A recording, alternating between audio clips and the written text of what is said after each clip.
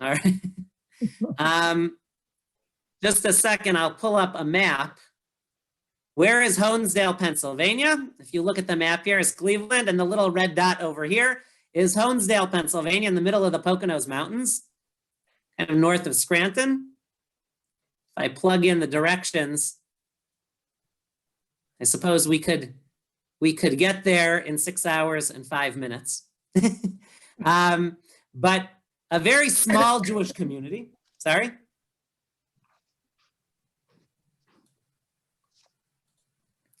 A small Jewish community here. I'm gonna stop the share for just a minute to share a little about Honesdale, which Jews actually came to Honesdale, a small town, in 1849. And they decided, in 1856, they built a synagogue building, which is still in existence today and is the smallest synagogue building in the United States, originally built as Orthodox and then moved pretty quickly to classical reform.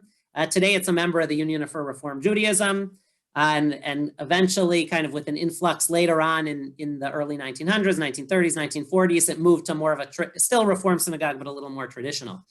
As you can imagine, it's been challenging for them to keep a rabbi there because they're very, they're kind of removed from major city centers. But throughout the over 150 years, 170 years now, they've maintained an active Jewish community in Honesdale, Pennsylvania. And we'll look at the beautiful synagogue, the oldest synagogue building, the smallest synagogue building and the second oldest synagogue building still in use by its original congregation, to, I believe, Touro Synagogue in Rhode Island. But still there, and despite the small community, Honesdale today as a community in total only has 20,000 people, of which the Jewish community is a small part. But we'll take a look at the building, which was designed as in the style of a colonial meeting house, and maintains Jewish presence in small town America, despite the challenges and despite the fact that in many places communities are shrinking. Beth Israel, as you can see, this is the building, and we will go inside here for a second. Oh, I don't have my pick. I think I need to zoom here and present. But if you look at the side, I don't have a 360, but this is the inside of the sanctuary, which today is still the same building from 1856. Still gets a regular Shabbat and holidays service, and is also supported during the summer months. The Poconos Mountains are homes to a lot of Jewish summer camps and summer Jewish communities, which help support the synagogue as well.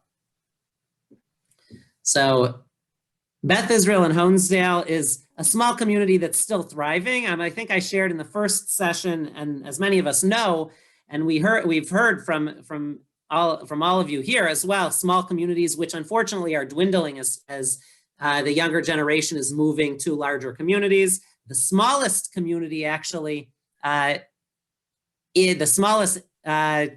smallest organized Jewish community is in Mattoon, Illinois.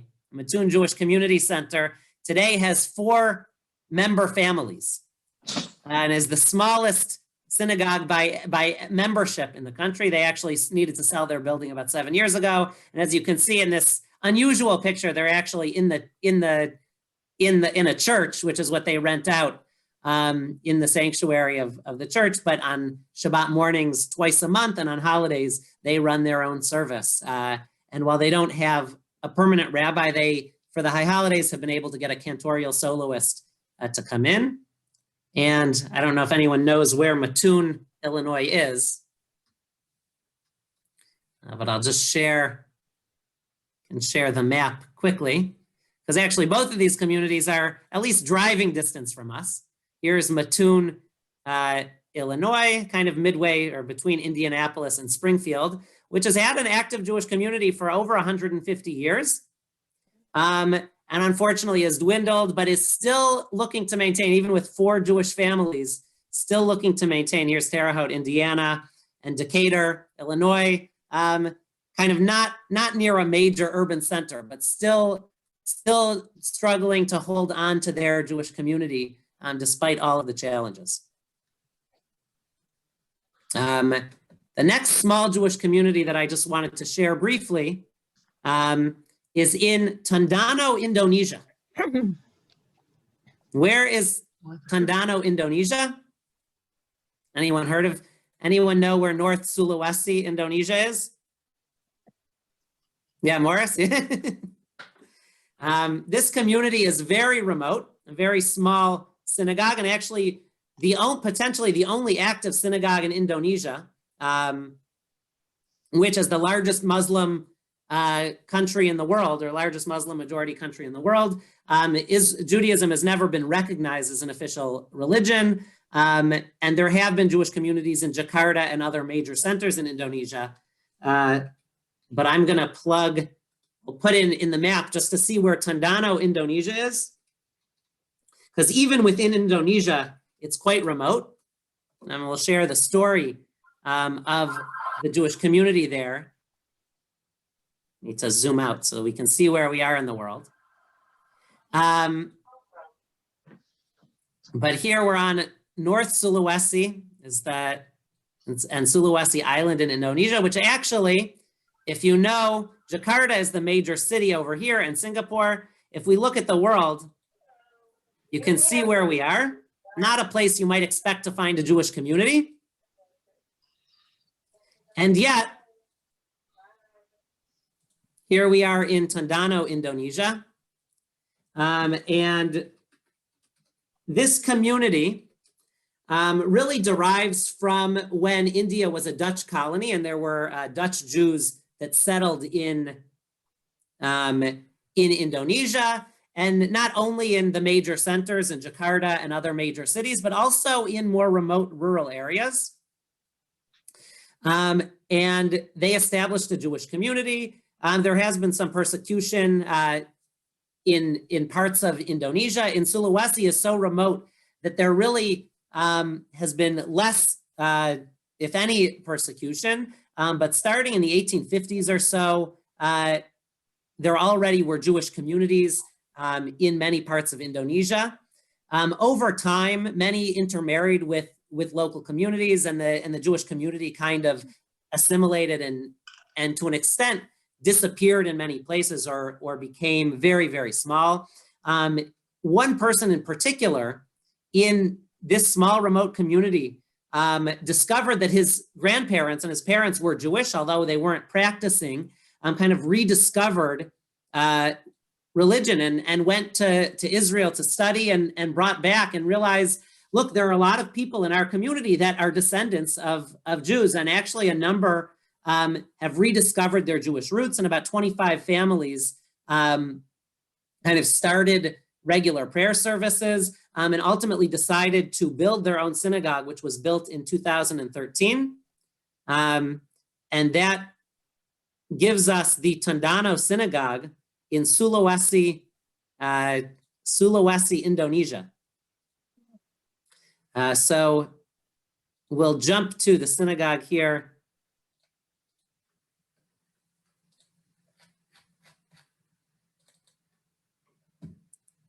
In Sulawesi, you can see the building and the interior, and these are Indonesians. These aren't transplants from the United States or Israel. It really is an Indonesian Jewish community. And here's the synagogue as it was being built. You can see the stone to resemble Jerusalem stone in a remote area in rainforest type area right here. And then here's the finished, or the almost finished product of the synagogue. But a reminder that Judaism, while we often think of Jews as you know, we think about the Jewish community in the United States and Israel and maybe Europe, that there really are Jewish communities spread out really across the globe. There was a Zionist effort to make Aliyah to Madagascar at one time. And I wondered if any people actually did it and whether there's any remnant of that. Interesting. I'm not familiar with, do you know when that was? I'm familiar with kind of the Zionist project in Kenya. I think that was in the 20s and the 30s when the noose was starting to tighten in Europe, and they were trying to figure out, and the Brits were holding Palestine hostage to for the Europeans. They couldn't get there. And they were trying to figure out other places they could go, and one of them that they floated was Madagascar. I don't know if anybody went. I don't know if it ever happened. Yeah, no, just looking, and can't verify, but it looks like there was a very small number of Jews that went to Madagascar at that time. Yes. And there are Malagasy Jews in Madagascar, or there's a small group that began practicing Judaism and was converted officially by a Beit Din, and so that was 121 Jews. So there is a small Jewish community in Madagascar that I'm looking at right now. But a reminder that Jewish communities exist all over. One other small Jewish community, and then we'll look at Shanghai, is the Jews of Iquitos, Peru. Iquitos is a city in northern Peru, really in the rainforest. It's the largest city in the world, inaccessible by road. There's no way to drive there. You can get there by boat, or you can get there by plane potentially. And there's about 377,000 people that live in Iquitos, making it the largest city in the world, completely inaccessible by road. So I don't know if anyone's been to the Amazon, but is the only active Jewish community outside of Lima in Peru, and is in the Amazon rainforest. And we'll take a look at the community. The community, similar to Indonesia, dates back to colonists and communities coming from Europe, dating back to the 1700s in Iquitos. And many men intermarried, kind of local people, and Judaism was lost for some, but there were groups that tried to retain their Jewish community, and there still is a small Jewish community in Iquitos, Peru. I was looking up the Jews in Madagascar here, but we will. Oh, here, just a second. I need to skip ahead a little. We'll come back to. Rabbi? Yeah. Are a lot of the communities that exist today, is Chabad one of the main resources? You know, the fact that we have so many communities now around the world. And also along that line, a couple of days ago, Larry and I stumbled upon a PBS special called The Outback Rabbis. And it's two Chabad rabbis in their mobiles finding Jews in the outback of Australia. In Central Australia. It's great. Yes. It's wonderful. Yes. Yeah, go ahead and watch. So 2 words. So I'll just say a little about Iquitos and then jump back, and we should have a discussion. But Iquitos, to my knowledge, and I could look up, I don't believe they have a Chabad center in Iquitos, although maybe we can look it up. We'll check afterwards. Lima, there is a Chabad of Peru, but I think it's centered probably in Lima. But Iquitos is a Jewish community of Amazonians. There's actually the Lost Tribe. There's a documentary as well about this community that they rent. They have their own space. It's in a converted building that's now their synagogue. Many people in the community actually made Aliyah about 8 years ago. Or earlier, and most of the Amazonian Jews live in Ramla in Israel that have made Aliyah. But this community still actively works to maintain a Jewish identity despite the remoteness of the community. And they have a beautiful Jewish cemetery. Here's a picture actually of the Jewish cemetery in Iquitos. And they work to maintain traditions, and decided that it was simply too challenging to continue the Jewish lifestyle. They wanted to live in the rainforest in Peru, and have since made Aliyah. So there is a community of Amazonian Jews in Israel now in Ramla as well. But Nina, you asked about Chabad. And so it's true, Chabad really had this revolutionary, the Chabad rabbi it was in the 70s or 80s, that revolutionized Judaism around the world by determining that they should send shlichim, emissaries, to communities all over the world. And a pretty amazing network. It's hard to imagine in other communities that didn't have such a leadership and such a figure at the leadership that ritually observant Jews that wanted Jewish community would choose to go to the remote corners of the world. Really one of the amazing aspects of what Chabad did. When I think about the Jewish communities I grew up in, if someone told me, oh, move to Madagascar, for instance, not that there's a Chabad in Madagascar, but where you're going to be basically the lone Jewish family and looking to bring in people, it's not an easy way to live Jewishly, but really an amazing work. And they have done amazing work. Whether or not it's your type of Judaism, I think the work that they've done bringing Judaism to remote places, both for those that live there and for travelers, is wonderful work for the Jewish community at large.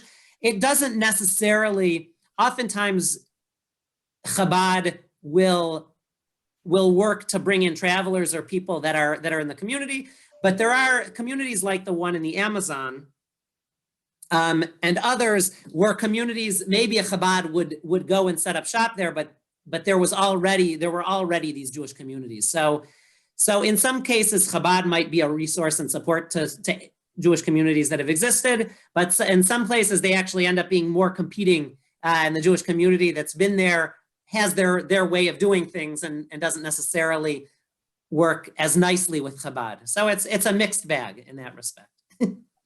But I don't know if anyone looked up. I actually don't believe Chabad has a presence yet in Iquitos, Peru. Maybe I'm mistaken. I think it's working okay in Solon. In Solon, right? So, right, yeah, Sandy, yeah. We were in Iquitos. Now, whenever we go someplace, I look for the synagogue or some kind of Jewish community. I never even thought to ask there if there was a Jewish community. Yeah. It's because it's remote. I mean, those people are away from most of Peru. It's way up there. Yes, that's how remote it is. Yeah. That's so interesting. And you're talking about Chabad being a presence all over. They do serve, at first I didn't necessarily agree with everything they do. Right, and you don't need to agree. I'm not saying, look, it's not certainly not our practice of Judaism. Yeah.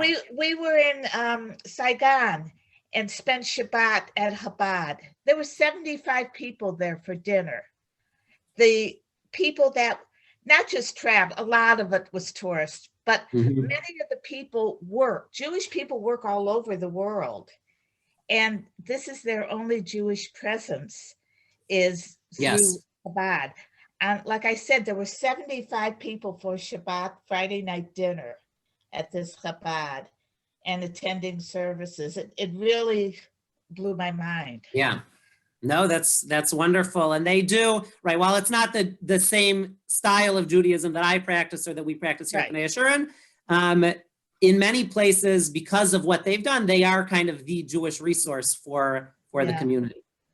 But yeah, so in Iquitos, right, most of the Jews are descendants and were immigrants from Morocco, because Iquitos was actually became a center for making rubber, and there was a boom in making rubber, and so a lot of people went there in the late 19th century, and many intermarried, and because of the local community, because of that, I mentioned that they made Aliyah.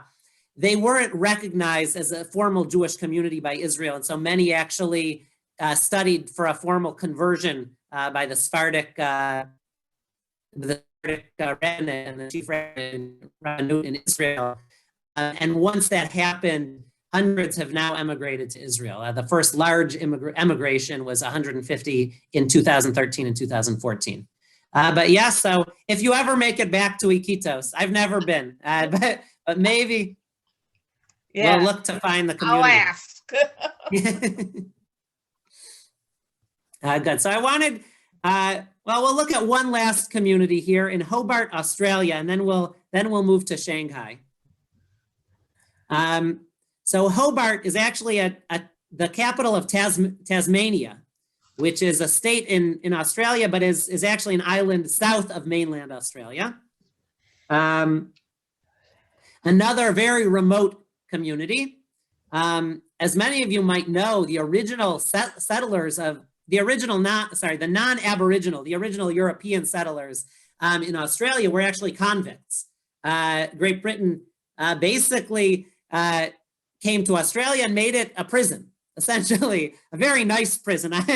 If anyone's been there, a beautiful country, but essentially they sent convicts to live in Australia, very far away from Great Britain. They said this could be a good place to send people. And some of those original convicts were Jewish. And in fact, they constructed a synagogue building in 1845, the oldest synagogue in Australia. They still use their original building. And as I've looked and in researching, it sounds like they have fewer Jews today than they did even in 1845, when there were roughly 435 Jews in Tasmania was the count at the time. And they built a synagogue, an Egyptian revival structure. It's called Egyptian revival style, which we'll look at in just a minute. It began, today they have both Orthodox and progressive services that meet there. Since there's such a small community, it kind of is the entirety of the Jewish community is centered around this building. It seats 150 people and is part of the historic register, but the building is still there right in the heart of Hobart, the capital of Tasmania, and has existed since 1845. And today, the most recent census recorded 248 Jews in Tasmania, but they still maintain the oldest synagogue, and we'll take a look at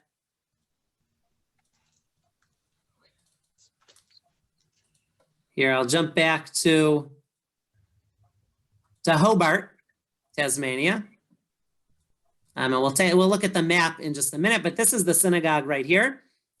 And inside, this is what the congregation looks inside. A beautiful building, and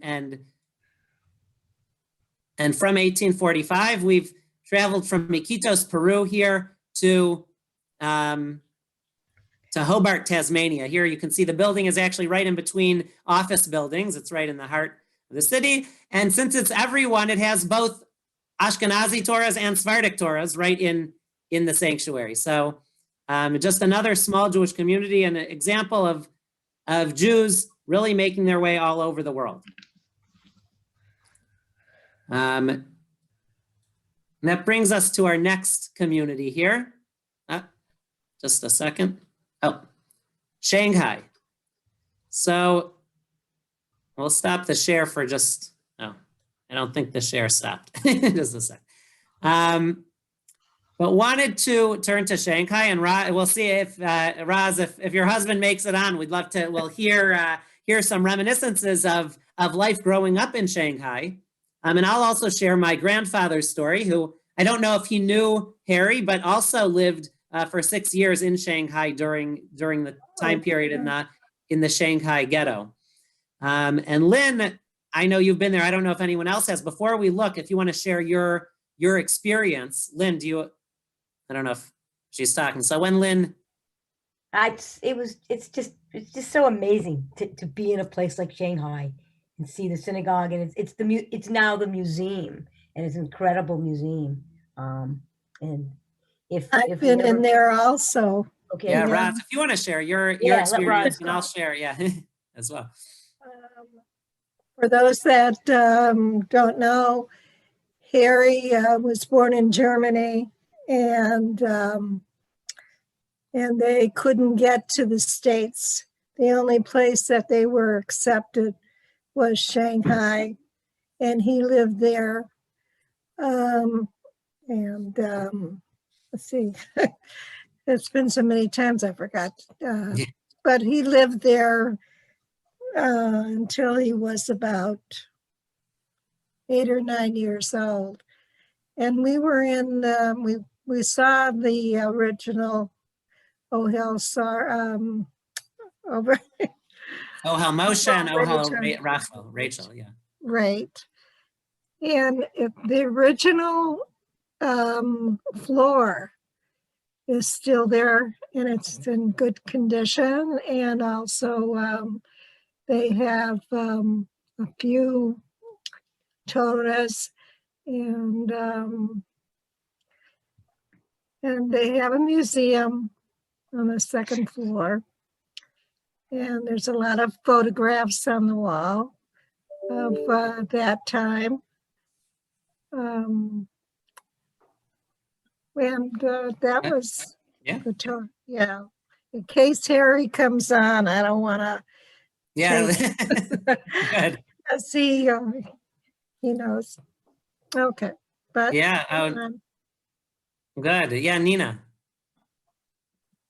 Were Jews allowed to practice under, I know China was under Japanese occupation during the war. Were they allowed to practice Judaism? Yes, they were.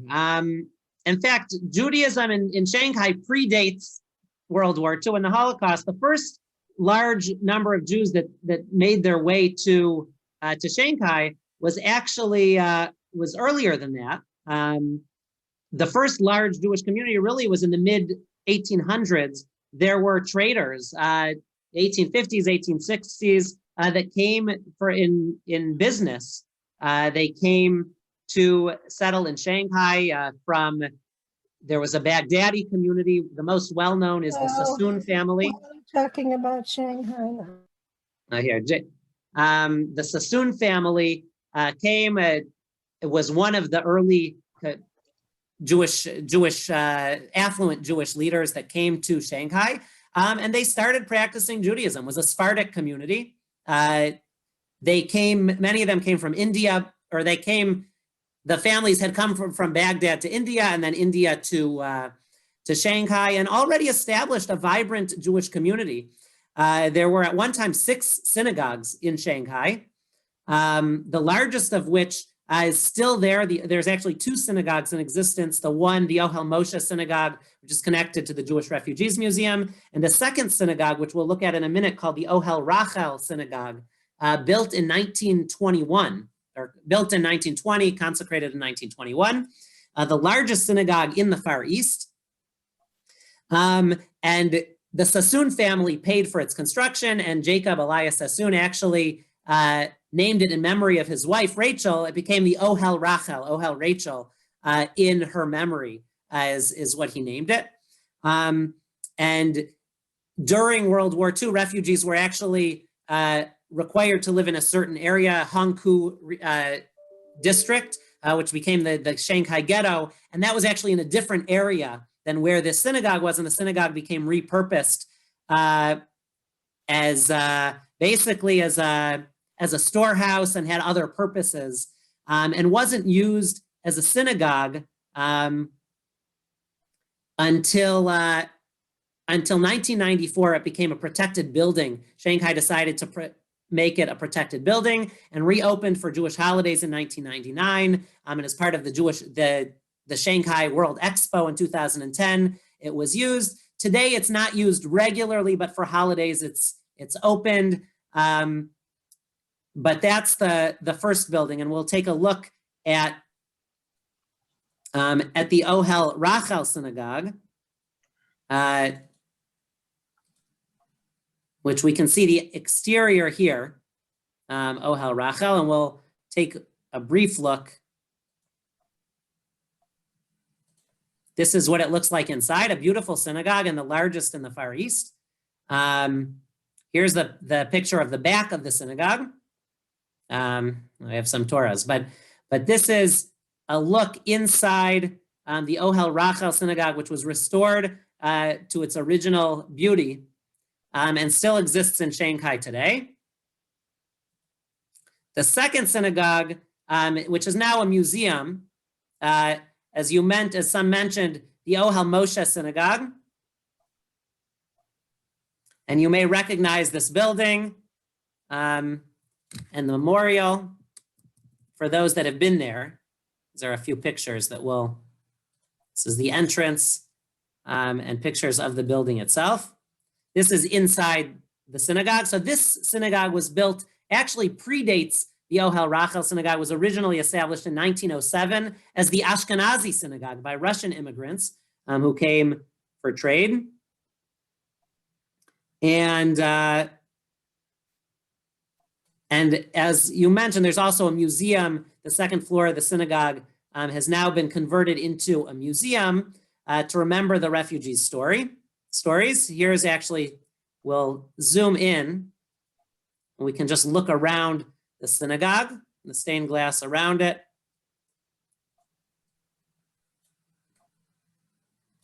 And the second floor balcony as well. A simple synagogue, but around since 1907. And this was the synagogue used in the Hangzhou district. This was the synagogue used by refugees during World War II.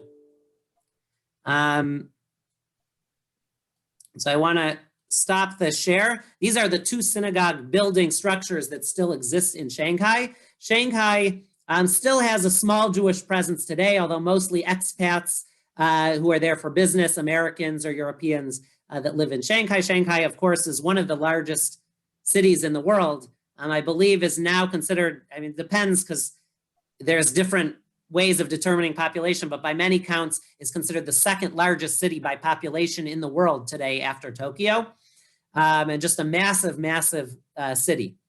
I'll just share my own family's story as my grandfather, as I mentioned, my mother's father grew up in Poland and was already 30 years old when World War II broke out and the Holocaust, and hearing reports of the Nazis coming in, he lived in Eastern Poland and the Palace settlement, and with reports of the Nazis encroaching in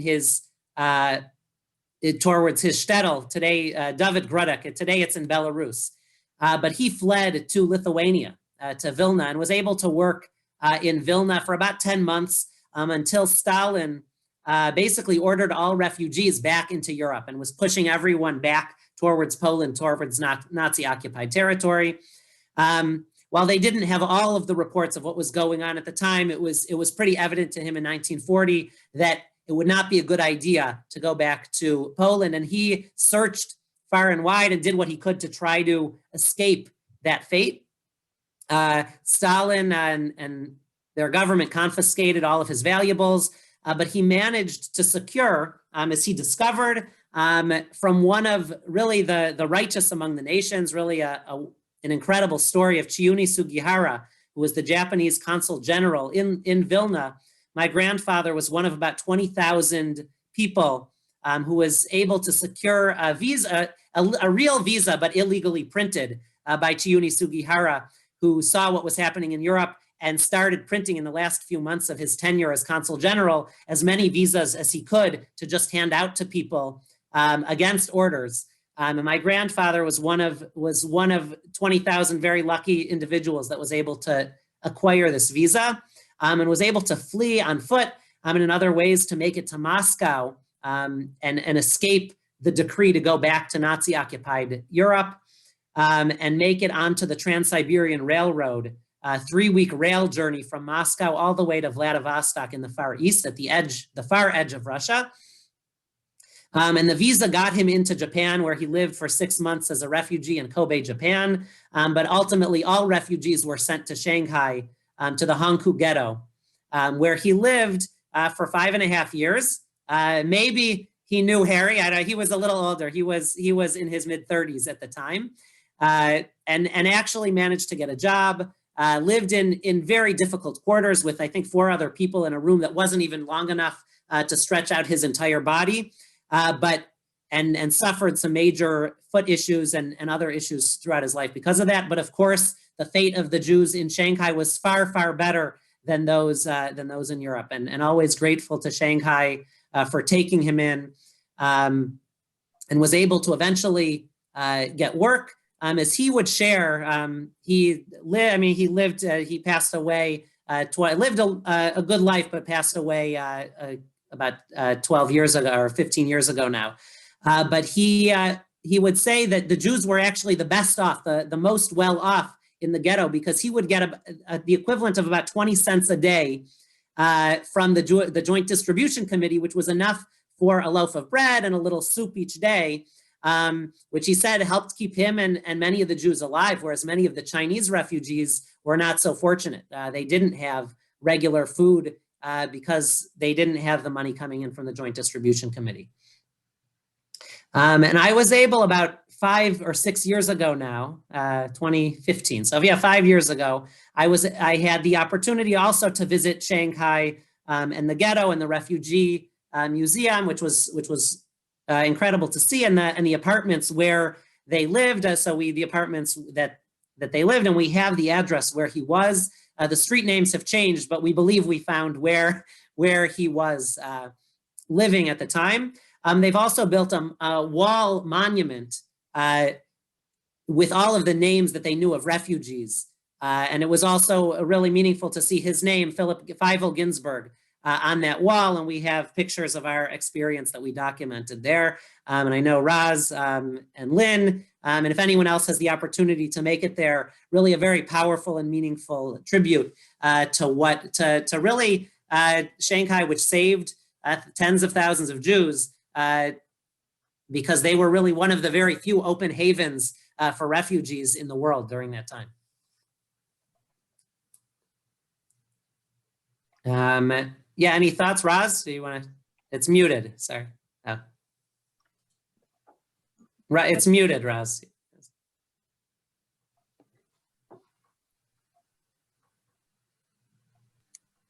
Okay, there. It was a very interesting review of your family and how they. Oh.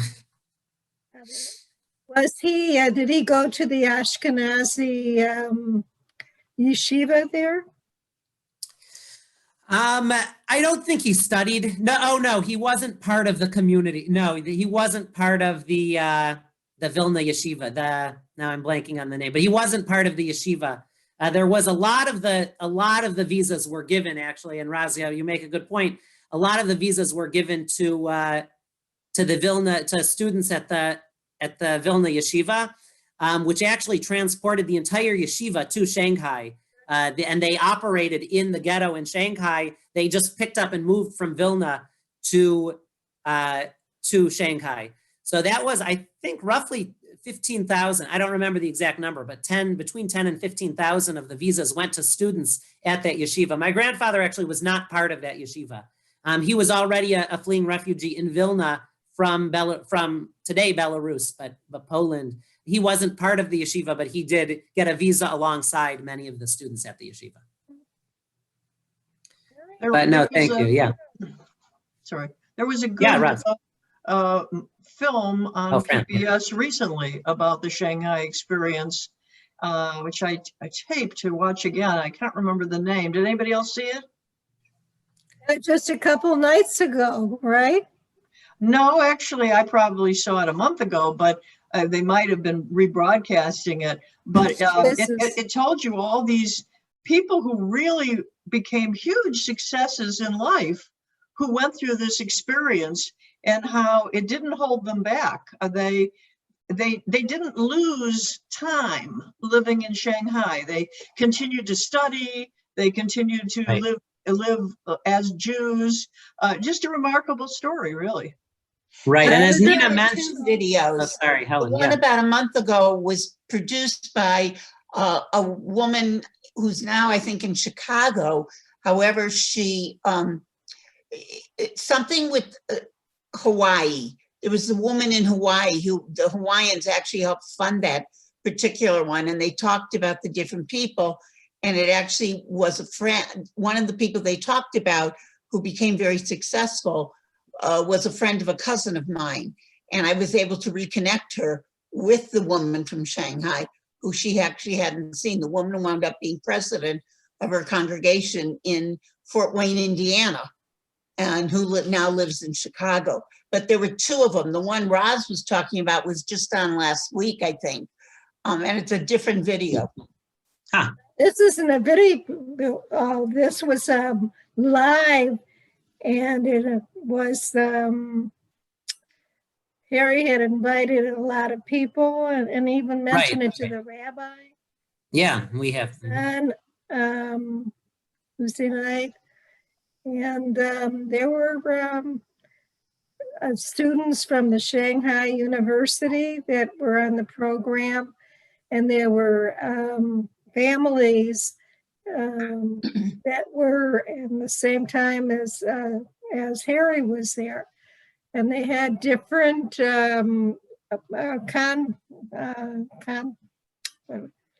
different places where they lived. There was the French connection, and he lived there. No, he lived in your grandfather. Yeah, so I don't recall the exact place. I mean, it was an area provided by the Joint Distribution Committee. They supported a certain apartments and housing that he lived in. That's where Harry lived, the same place. Oh, good. So they might have been Not neighbors. same place, but those streets. Same streets, And, same street. It's Yeah. amazing to listen to it. Yeah. No, it is. And I think Nina asked if they were free. And during that time, yeah, one of the great things was they were free to practice. You know, they were consigned to a particular part of the city, but within that area in the city, they were free to practice religion freely. And my grandfather actually got work at a chemical plant outside of the ghetto and was able, after about a year and a half there, was able to get a visa. I don't know, he was able to get paperwork that allowed him to leave the ghetto for work each day to go to this chemical factory that he got work at. So that while there were certainly restrictions, it was certainly a far better place to be than where he could have been otherwise. Yes. How many Jews are in Shanghai today? I would need to look, but just a few thousand, and most of them are not Chinese born. It's mostly Americans or Europeans. Marriage too, yeah. Yeah, the Jews who survived in the ghetto entirely or almost entirely left Shanghai after the war. Museum. When? Oh God, Oh, sorry. And my grandfather, I'll just finish the story. So he he actually, in thinking about synagogues around the world, his story was very international as well. In the early 1930s, he had a few siblings that had moved to South America, to Paraguay and other places to begin to help with some of the initial Jewish settlements in areas in South America. And they were able to find him. They were able to find each other after the war. And they were able to get him a visa to Paraguay, Asunción, Paraguay, where they were living at the time. And my grandfather made his way there. He made it by way. First, he needed to travel to San Francisco. He happened to have a cousin who he was very close with that had moved to Detroit, where actually many people from his shtetl had moved to before the war. And she was able to get him to come to Detroit. On his way to South America via San Francisco.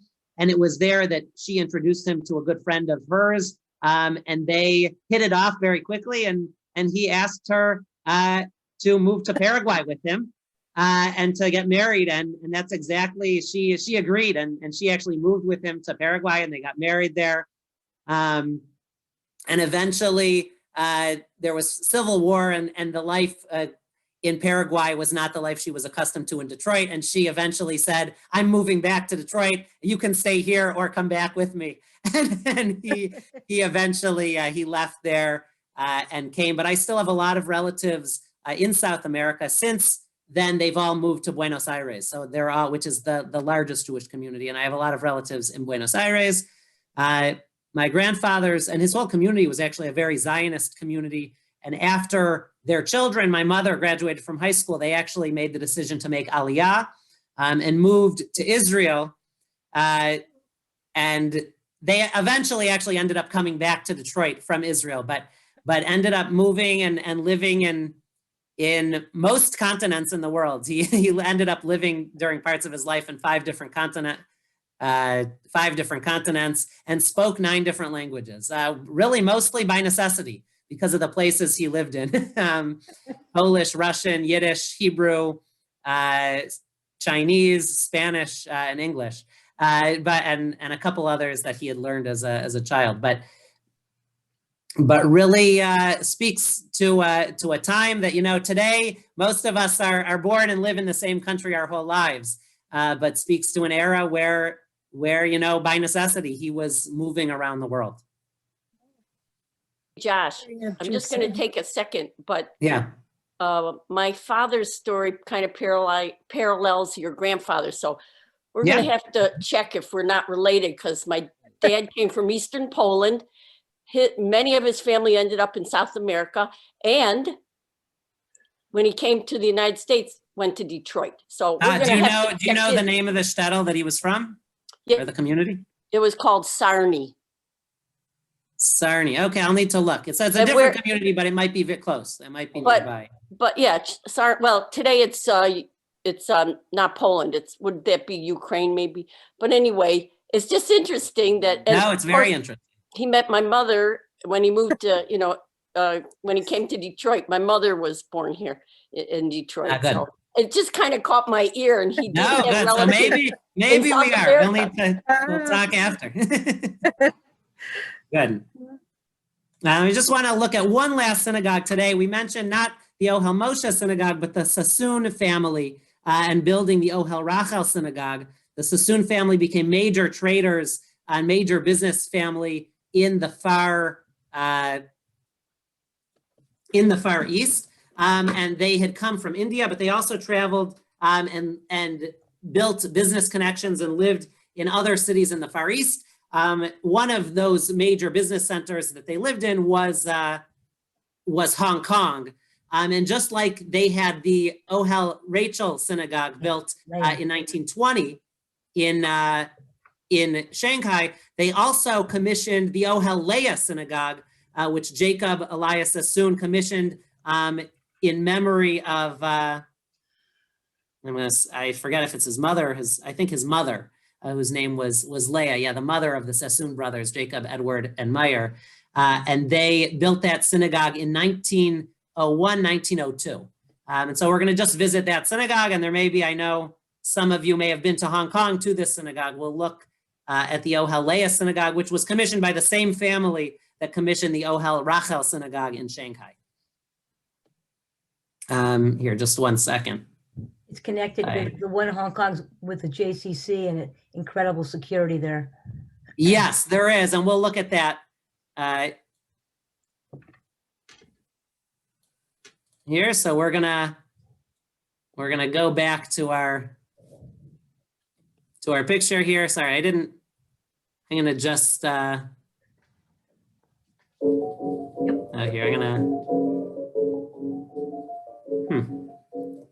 So we're gonna look. This is the interior of the Ohel Leah synagogue. I'll show the exterior in a minute. I thought that I had the link up, but I'll need to find it quickly. But a beautiful synagogue. It was built in 1901.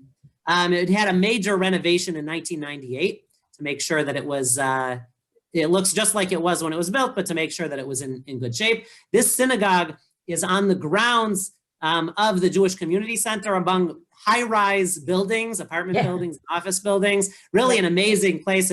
If you have, Hong Kong, I know there have been issues with the various laws right now in Hong Kong, but really a fascinating city in general, and a very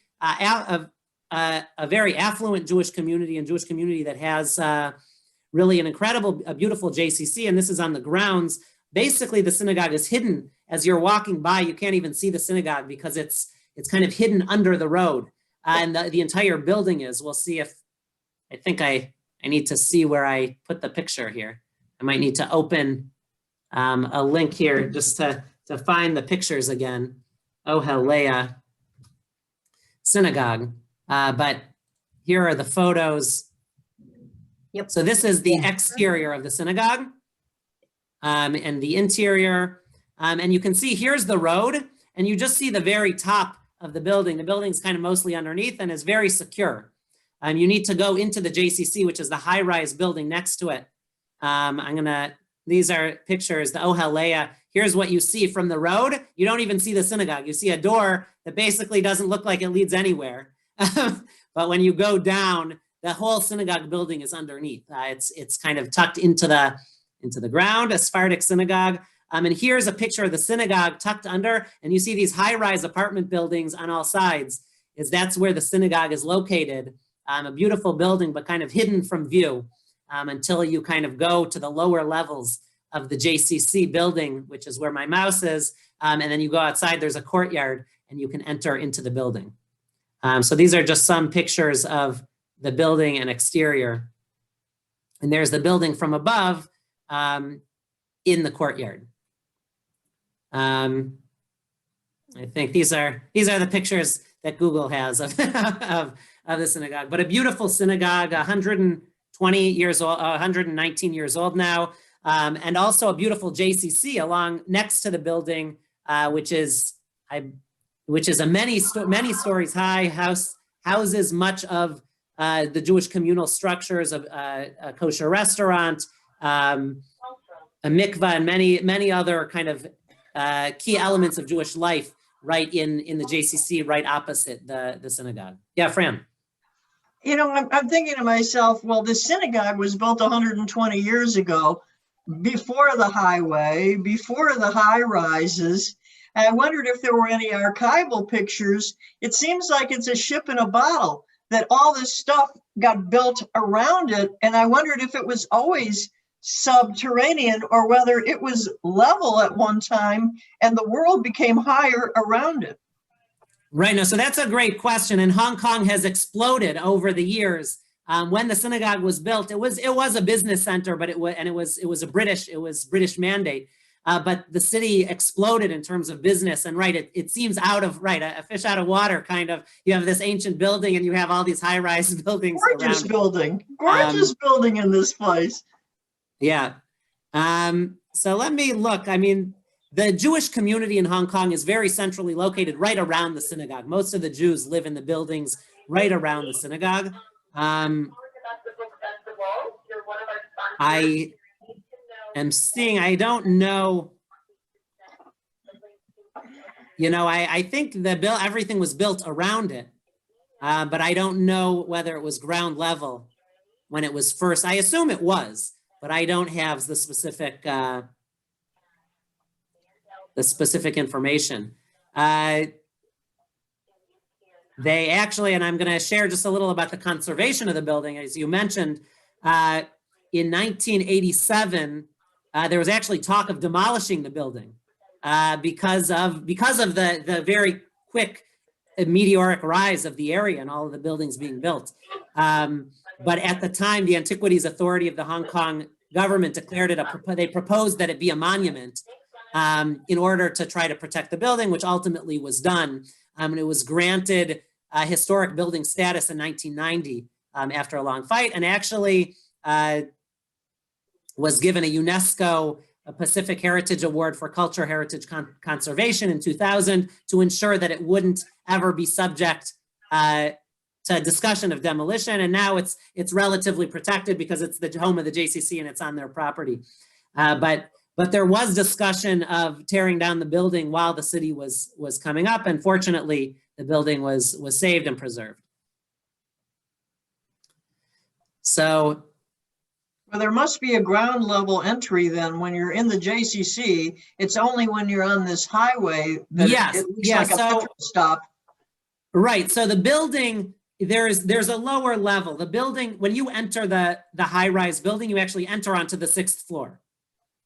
The 6th floor is the main entrance from the road, but then there's a lower courtyard landing outside on the first floor. So you go down the stairs or the elevator to the first floor, and then you walk out. There's a separate entrance into the courtyard, and that's where the entrance to the synagogue is on the other side of the courtyard. Lynn may remember that from your time. I remember feeling a little weird going into the building. You feel like you're on ground level, and it's the 6th floor of the building. It's very strange. I'm trying to remember if there was a Jewish day school. I know there was a Hebrew school, but is there a Jewish day school too? Yes, there is a Jewish day school That's what I there thought. too. There is a Jewish day school. I actually have someone I went to college with. It was a Jewish whose family had lived in Hong Kong for a few years and actually attended that Jewish day school while she lived in Hong Kong for business. So yes, there is a day school there. So that's the story of the Sassoons and the Far East. There are other Jewish communities in the Far East, in India in particular. And next week we'll go to India and other communities. We'll look at more kind of unique communities, and they all will have synagogues. Some of the synagogues are more spectacular than others. There's more about the community, but we'll look at the communities, and then the following week kind of look at some of the more classic synagogues as well, and beautiful architecture in synagogues. So it's great to have everyone with us, and we'll go to India and elsewhere next week to see some of the beautiful synagogues and unique communities that have built them around the world. So any last thoughts? Or This was a wonderful session today. Really wonderful. Thank you, Rabbi. So thank you. And thank you everyone for contributing. And I know Lynn has shared some of the places you've been, and Sandy, and maybe Morris, if you want to share. I know there's some beautiful synagogues in Istanbul as well, including the one that's designed to be like Noah's Ark, I think, the Bima I'm forgetting the name, the Arida. Is there, I need to look, but anyone, we'd love to, if you want to share any synagogues as well in the future. But good. Thank you. Nina, were you going to say? Yeah. Oh. No, I just want to thank you. It's so fascinating, and it just, I think it's amazing to me that we cover the globe and how resilient we are too. No, it is. And that's one thing, as Jewish communities become more centrally located in the United States and in Israel, one thing that I think is that I feel that I want to make sure that I would love to see, to make sure, especially as communities are dwindling, is that we maintain, there maintains Jewish presence all over the world, and that synagogues, even where the communities are dwindling, find ways to preserve their synagogues and the spaces that they inhabit. Sure. Yeah. Rabbi, are there Jewish communities in Japan, especially like Tokyo, some of the Sapporo? Yeah. As far as I know, there isn't really so many local, like, Japanese-born Jews, but there is a Jewish community center in Tokyo, and there are Jews, mostly they're kind of living there with business ventures. But yeah, Tokyo does have a Jewish community, and I mentioned my grandfather lived in Kobe, Japan for a little while. I don't know, but there was a small Jewish community. It's still a small presence there as well. But there are some Jews in Japan, but there isn't an ancient Jewish community in Japan. Right. China actually does. We talked about Shanghai, but actually in Kaifeng specifically is noted a Jewish community that has existed for 1,000 years, from the year 1000. Today, unfortunately, that community kind of dwindled and assimilated, and people are kind of rediscovering their Jewish roots today. There were actually 6 different surnames, last names, that the Chinese emperor around the year 1000 gave to Jews in China. And so while the Jewish community lived for hundreds and hundreds of years, today, people who may not know that their family was Jewish know by their last name that they were originally a Jewish family. Fascinating. And are rediscovering. And some of those people have actually made Aliyah. They've gone through a more official conversion process because the family had kind of they had kind of stopped practicing. But there's even some of those Jews who are Chinese for thousand years that are now rediscovering their Jewish roots, and some have actually made Aliyah as well. That's incredible. Plus, you and I have to find out if we have any. Okay, good. We'll be in touch. But look forward to seeing everyone next week. And take care. Have a good day.